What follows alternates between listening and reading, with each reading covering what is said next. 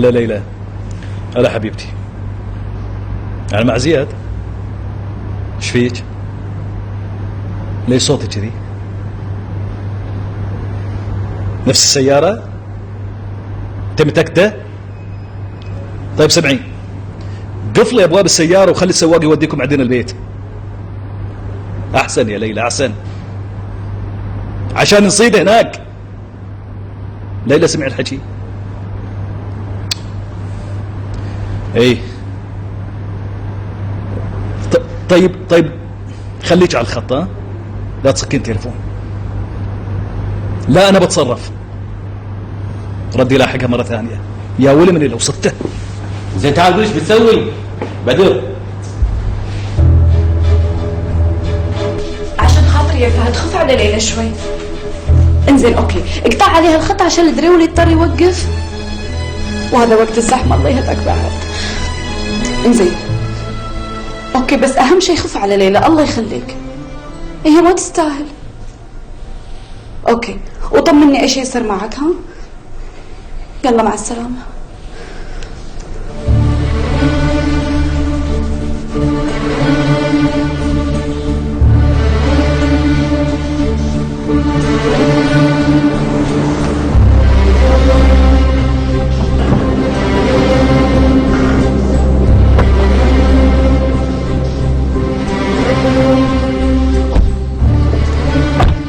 ليلى وين وصلتوا؟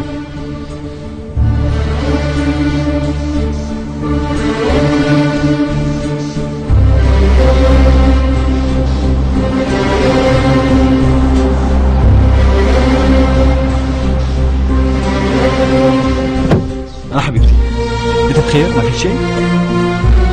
الحمد لله. دخل السيارة داخل، ها؟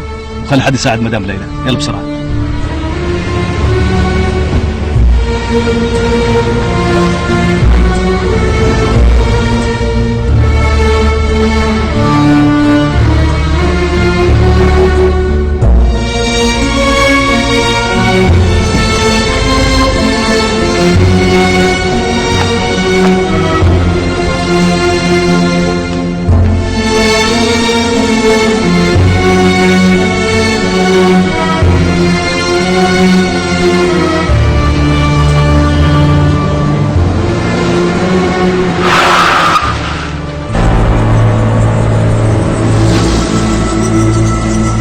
هذا هو صح.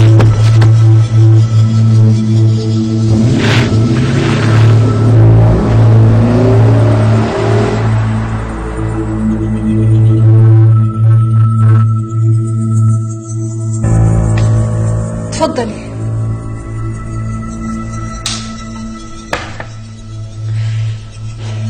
أنا متأكدة إنه عم بيلحقنا ويراقبنا، بس يا ترى شو اللي بده إياه منا؟ الحمد لله انك وصلتي بالسلامة البيت. ما تدرين يمكن كان بيسوي فيك شيء. ليلى عشان خاطري شربي مي. ما بي ندى، انا قاعده حاتي بدر مو قاعد يرد علي. هو راح بروحه يا ليلى.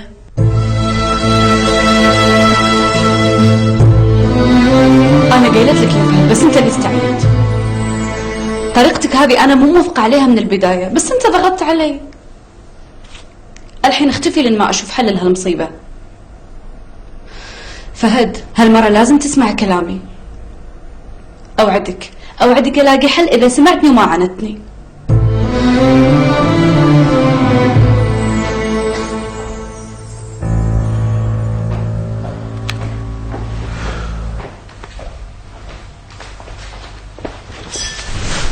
بدر انا كنت احاتيك، انت بخير؟ انا تمام حبيبتي تمام الحمد لله، بس ما لحقنا عليه. شرد جانيت خلوا ينزلوا ماي حق زياد تحت. لا نطري، انا بودي له مي.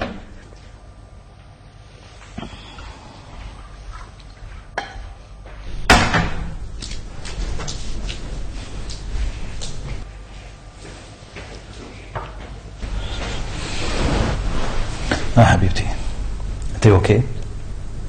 الحمد لله، بس وايد كنت خايفة عليك. بدر كان خايف على عيونه يا حبيبتي.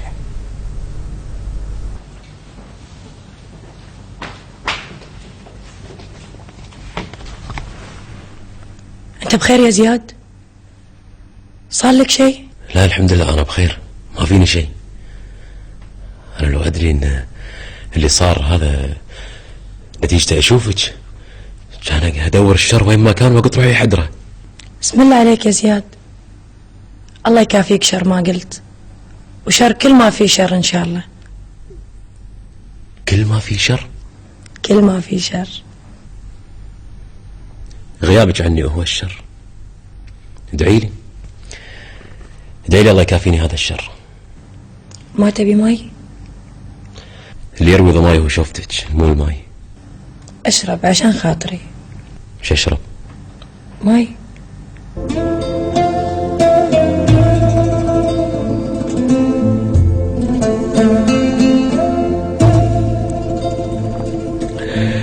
تدري ان هذا اغلى قلاص ماي شربته في حياتي.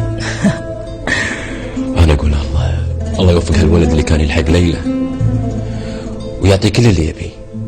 امين. لا يسمعك بدر. خليه يسمع. انت تدري ان الولد هذا شنو سوالي؟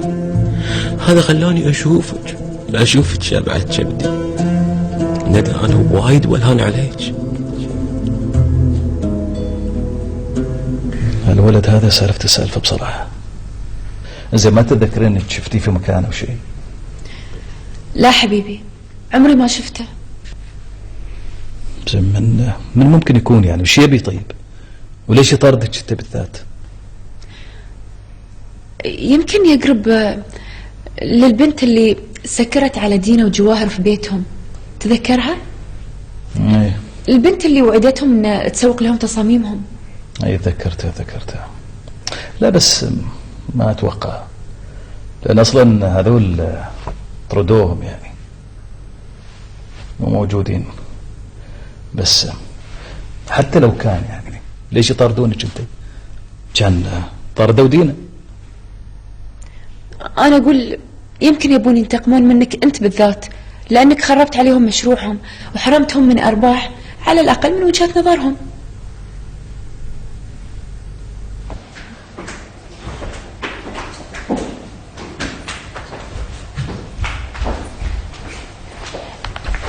يا حبيبتي يا ليلى، فيكي شيء؟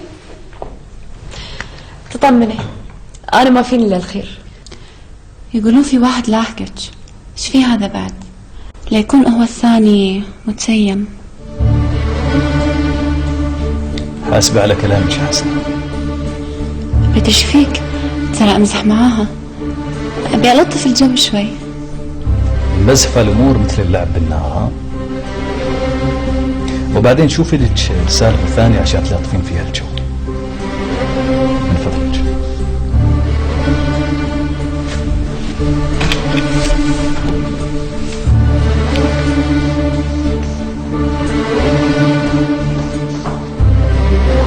يا ساتر، كل هذا غيرة؟ حتى من الكلام يغار؟ بابا يغار على ليلى من الهوا يا أنتي.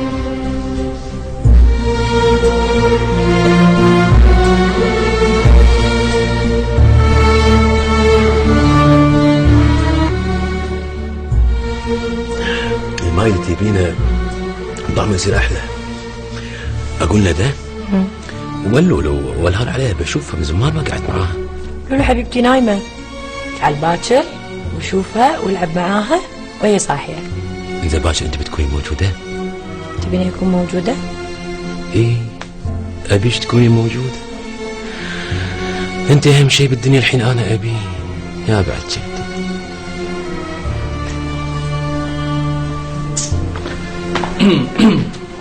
اي سجل قالوا مصايب قوم عند قوم فوائد.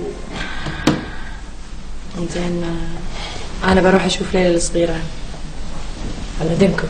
اي روحي راح اي ادريك معك. نعم. ايش جايبك؟ يا كريه يعني لما تسوي روحك ما تدري عن شيء. روح اقعد مع زوجتك. ليش جاي هني؟ الله اكبر. خلاص كرهتني ها؟ صرت ما تبينا الحين ها؟ اقوله نلقى احباب نس اصحابه. ايش تسوي بعد؟ طبعا اذا حضر الماء بطل التيمم. افا شبهتني بالتراب ها؟ تعال يمه، تعال بالمرة. مقبولة منك يا أبو ليلى، مقبولة منك أكثر. يا أخي لا تلومني يا بدر، لا تلومني. ايش حسيت إني معرس زين يعني. أول ما شاف عروسة تبهذل تدمر شذي، هذا الإحساس اللي تعرفه، نفس الإحساس. تكسر الخاطر، أنت حالتك صعبة بصراحة يا عمي. قول اللي تقوله، ما عندي مشكلة. أي حالة اللي أنا فيها عجبتني. أهم شيء إني شفت ندى حبيبتي وحسيت إنها تخاف علي وجاي تسأل عني، وما لاحظت هالشيء أنت. الحمد لله. شفت ايش كثر تحبك، وهذا اللي أبي وأتمناه. أيوه هذا والله. ايش سويتوا؟ ما لقيتوه؟ وبعدين يعني طيب وين اختفى هذا يعني؟ زي اسمع، روحوا للمحل المستأجر من الولد السيارة. يا أخي روح لبيته اتصرف. يلا.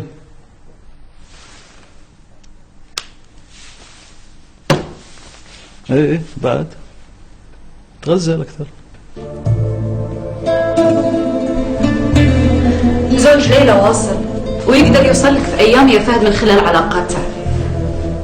عشان خاطري يا فهد عاد تحمل شوي، وخر لين ما تهدى الأوضاع، أو على الأقل على ما ألاقي لك طريقة أحسن للوصول لليلى. يا أخي تحمل شوي. ترك تعبتني وياك، كفاية اللي أنا فيه. ما عاد تقدر أحط عيني بعين عمي أو خالتي، كل ما تعلقت فيهم أكثر أحس بالذنب أكثر. أنا ما أدري ليش تورطت معاك بهالموضوع.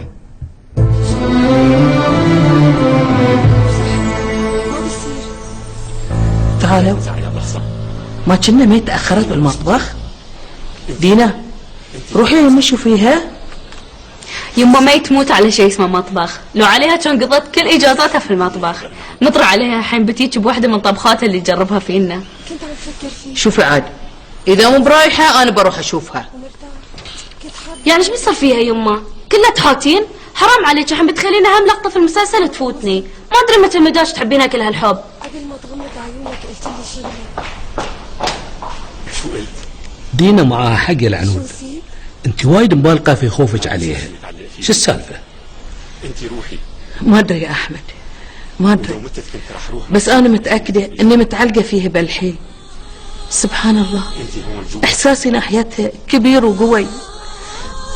بس تسالني يا احمد ليش؟ لاني انا بروحي ما اعرف شو السبب. انا ما كنت ناوي اسالك ليش تحبينها لهالدرجه، لاني عارف قلبك الكبير وعارف قدرته على الحب والعطاء، خاصه لمن يحتاج لهذا الحب والعطاء وما محتاج له وفقدته. خلاص عاد يا فهد خلاص. اوه كلها تحكين على التليفون. ماما تسأل عنك، لا تخيبين عنها القعد. يلا باي، اكلمك بعدين. وانتي ما عملت تسولفين طول الوقت، لا تقولين لي زبونه لان السالفه ما بدش في بالي. جواهر سوت لي نفس الحركات وورطتني في مشاكل كبيره. هذه هالة بنت خالي، ترى خالتي تعرفها. ايش سالفتها؟ ليش ما قلتي لي عنها قبل؟ Why are you talking to her anyways؟ ما تخافين تسبب لك مشاكل مع اهلها اللي ما بغيتي تفتكين منهم؟ بقولك يا دينا، بقولك على كل شيء، بس اعطيني كم يوم وبتعرفين الموضوع كله. كيفك؟ براحتك. انا ما ابي اغصبك تقولين شيء ما تبين تقولينه، بس ابي احذرك. Take care and set your story straight.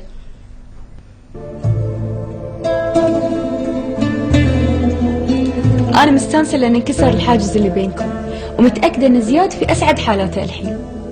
حتى أنا وايد ارتحت يا ليلى، كنت شايلة هم لقائي الأول فيه بالضغط بعد طول هالغيبة. إنزين شنو حسيتي؟ شوق كبير له. تدرون يوم وقفت قدامه حسيت بحجم الشوق اللي بقلبي له، حسيت ايش كثر أنا فاقدته وفاقدة وجوده بحياتي. الله يخليكم حق بعض يا رب. ترى الحب اللي بينكم مو بسهل، متأكدة أنه بيقاوم كل الظروف والمشاكل. هذا زياد، أنا بقوم أكلمه داخل. أوكي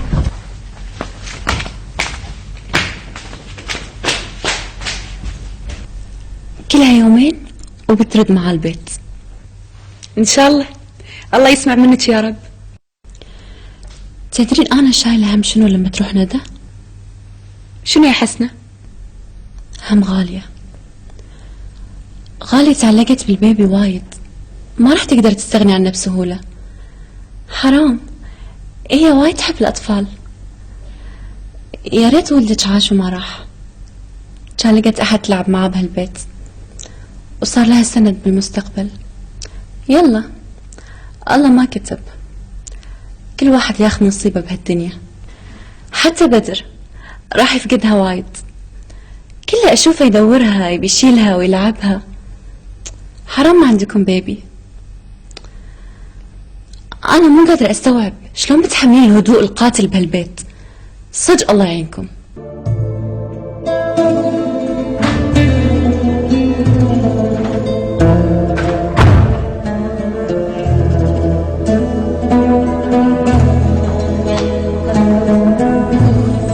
مساء الخير. مساء النور. مساء النور.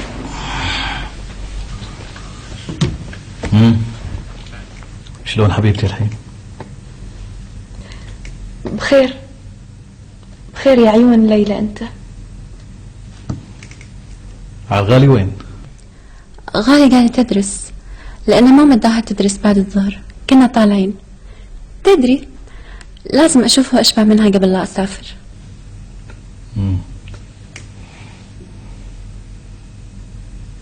ايش فيك؟ شكلك مو طبيعي. أبدا يا بدر، ما فيني شيء. ترى إذا خايفة من سالفة الولد هذا اللي قاعد يلاحقك، امهليني يومين بس بجيب لك قصتها. الخوف ما يعرف طريق القلب يا بدر. تطمن، أنا مو بخايفة، والأمان اللي في الدنيا كله ساكن بقلبي. تطمن يا بدر. كذا يبيك. ندى وين؟ ندى قاعدة تحب زياد على التليفون. هاي الفرصة اروح الاعب ليلى صغيرة وخليها تحب. انا دبكم.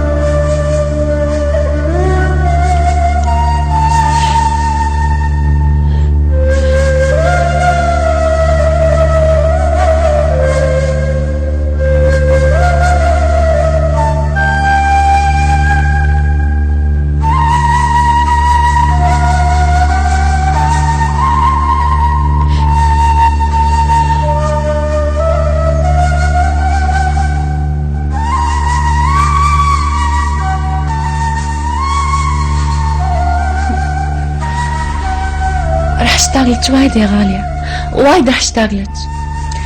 يا ريت لو تعيشين معي العمر كله، يا ريت لو ما نفترق حتى لو دقيقة واحدة. حياتي يا ريت يا أنتي حسنة، يا ريت تجلسي جنبي على طول. أنا أكره الوداع وما أحبه. أنا ما أدري وش بسوي من غيرك. لا تخافين حبيبتي، وعد مني كل شهر أيهني مرة. هذا إذا ما قعدتي هني على طول. يعني لو مشروعي نجح وصار في بالي راح أقعد هني على طول، وساعتها ولا شيء بالدنيا راح يفرقنا عن بعض. يا رب يا أنتي حسنة، يا رب.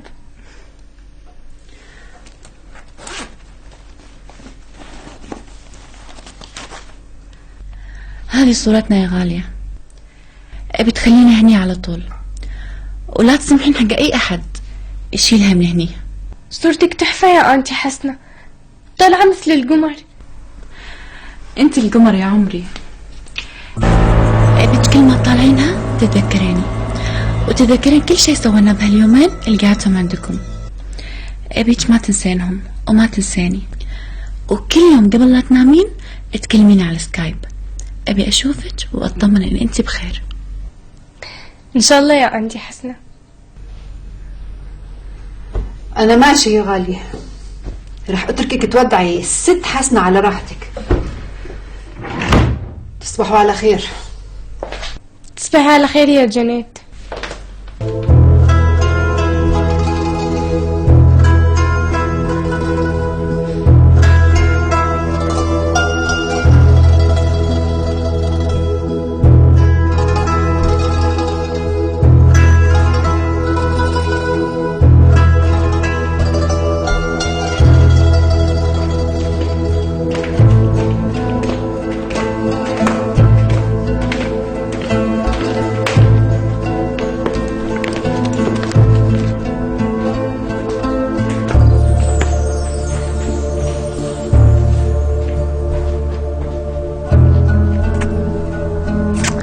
يلا ندى مع السلامة. ديري بالك على نفسك وعلى الصغيرة اللي خذت عقلي وعقل كل اللي بالبيت. إن شاء الله، وانتي بعد.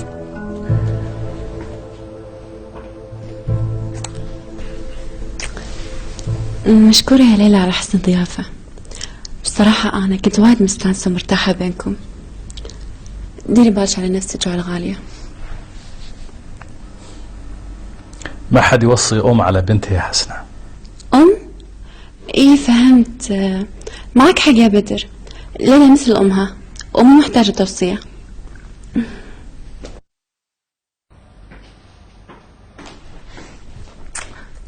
يلا مع السلامة حياتي، راح اشتاق لك وايد وايد. ديري بالك على نفسك، وكل يوم كلميني، كل يوم بسمع صوتك، ولا تحاتي مكالمات. وابوك ما شاء الله عنده خير وايد وما راح يتضايق. وبالنسبة حق هذه البنية اللي اسمها سلطانة، إذا تضايقتي منها بشيء روحي قول حق المديرة، أنا خلاص كلمتها. أوكي؟ رح توحشيني يا أنتي حسنة. بليز انتبهي على نفسك كثير، وبوسي لي تيتا أم سلام، وقولي لها غالية تقول لك شكرا لأنك عرفتيها علي. ماشي يا عمري. يلا يا قلبي مع السلامة.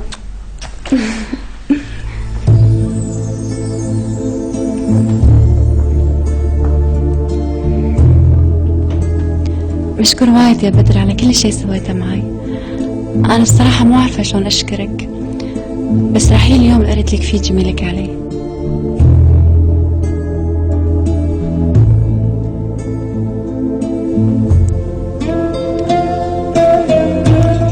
دير بالك على نفسك، لأن اللي يحبونك ويخافون عليك وايد.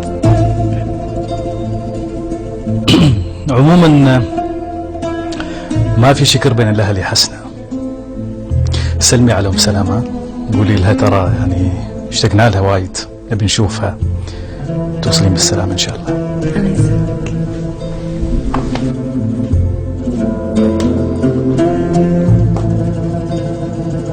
يلا باي جانيت، ديري بالك على غالية، ولا تخلين سمير ياخذك منها.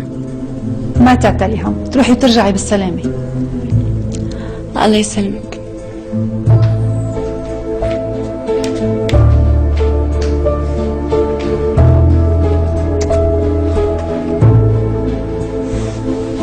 يلا مع السلامة.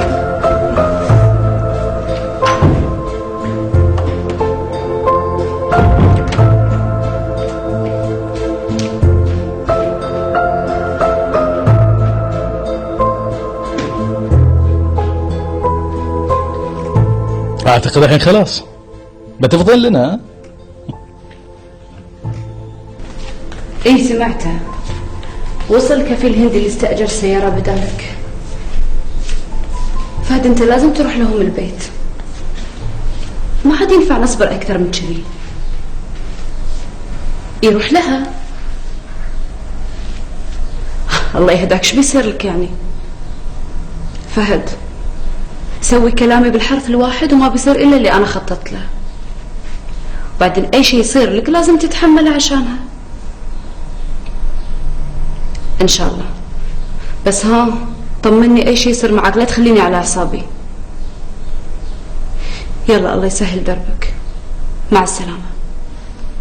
ماي يا خالتي.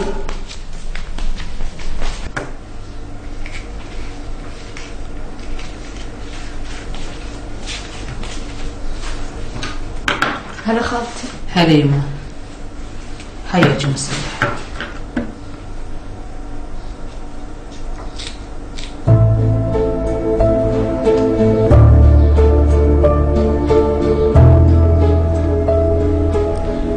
ماي ايش فيك يما؟ ليش وجهك مخطوف كذي؟ ما فيني شي يا خالتي، بس يمكن قلة النوم. وسالفة هالنوم يا بنيتي؟ أنا ملاحظة هالشي يا يما، وهذا اللي شاغلني. يما توج على الأرق ومشاكل النوم يا بنيتي. شكل الهم واللي سووه فيني خوالي يا خالتي بيكبرني قبل وقتي. بسم الله على عمرك يا يما، بسم الله عليك، بسم الله عليك من الهم يا بعد عمري. واسعي صدرك يا يما، وانسي اللي راح، والايام اللي جايه يا يما كلها خير وبركه وسعاده. وراحة البال يا يما بتصقرك وبتصيرين طفله، وباخذك في حضني وبربيك وبدللك وبدور على كل اللي يريح قلبك.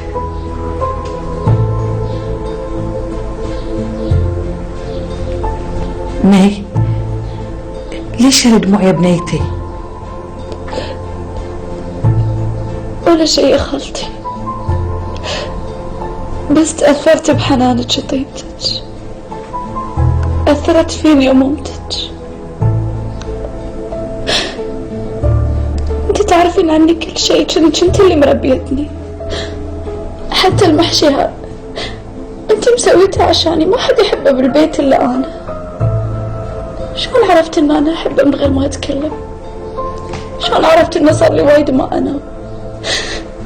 شلون عرفت ان انا تعبانه؟ القلب يا بنيتي اذا حب بصدق يدل صاحبه على كل التفاصيل وينتبه لها كلها. وانا الله يعلم يا يوم حبيتك من كل قلبي. بروح اقعد دينا عندها موعد دكتور اسنان.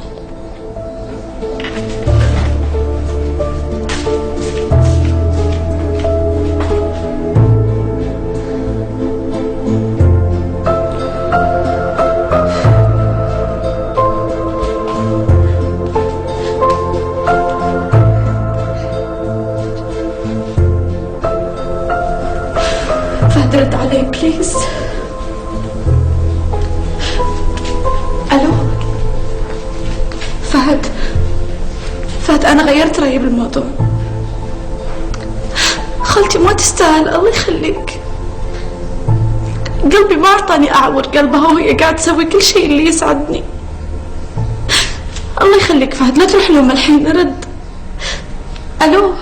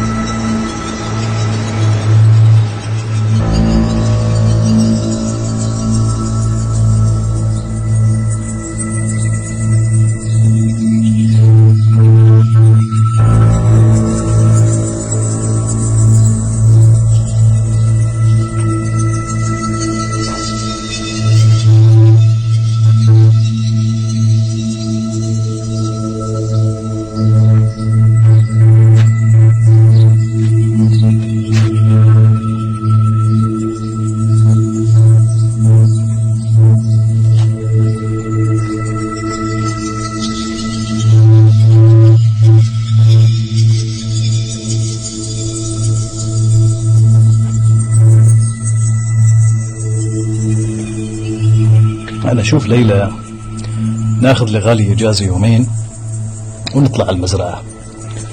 خلينا نروح نرتاح شوي، نغير جو، نطلع من جو الزحمة والفوضى اللي حولنا. ايش رايك؟ اللي تشوفه حبيبي.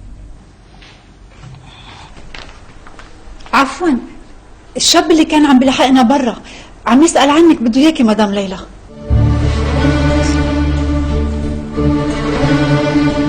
وينه؟ موجود برا استاذ بدر. بدر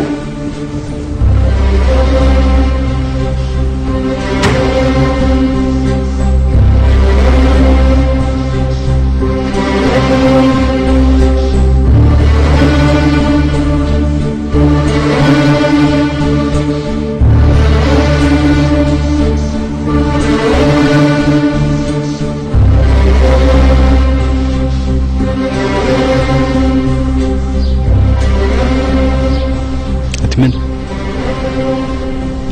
ايش تبي؟ أنا اسمي فهد.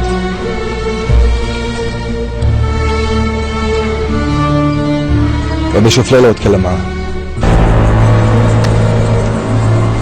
ايش تبي ليلى؟ ايش تبي فيها؟ تلف.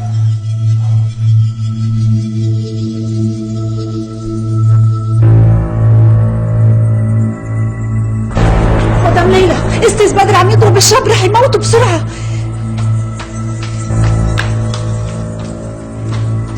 واللي تحجى شو تسأل عنها؟ ايش تبي فيها؟ بدر حرام عليك، تركب الذبحة.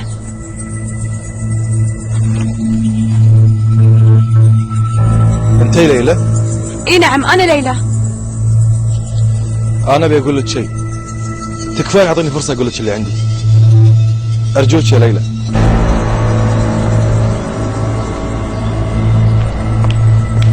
بدر خلينا نسمع اللي عنده، قول ايش عندك؟ أنا فهد،